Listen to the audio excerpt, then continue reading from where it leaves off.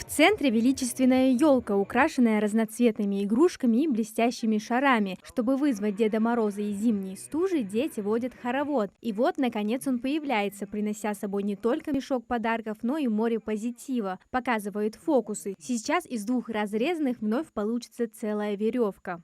Вы видели, я ее разрезал пополам. Вместе со сказочными персонажами дети поют песни и танцуют, а чтобы получить сладкий подарок, юные артисты демонстрируют свои таланты, читая стихи о зиме, Новом годе и, конечно же, о Дедушке Морозе.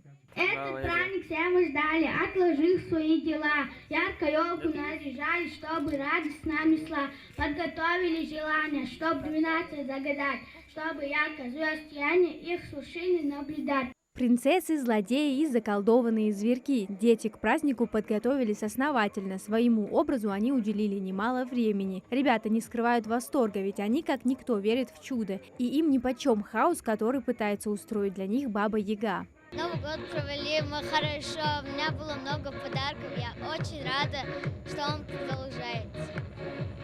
А вот что тебе сегодня больше нравится? Театральная постановка или песни, например?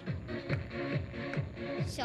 Новый год – это мой любимый праздник. Я очень рада, что в районном доме культуры он все еще продолжается. И огромное спасибо Деду Морозу, что он спел для нас песни. В Новый год я получила очень много подарков.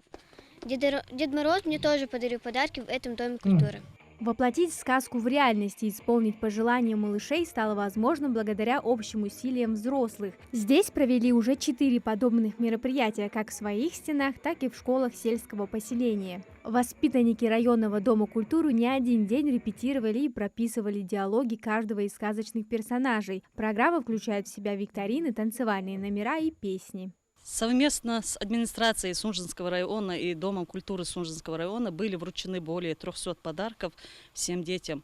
И также мы посетили семьи участников СВО. Хотим выразить благодарность нашему руководителю Матеевой Айшат Алиевне за организацию и за проведенные утренники новогодние. Представление подошло к концу, но для этих ребят волшебная сказка закончится еще не скоро. С сегодняшних чудес хватит с лихвой до следующего декабря, а там не за горами и новые. Амина Зязикова, Магомед Яндиев, Магаз 24.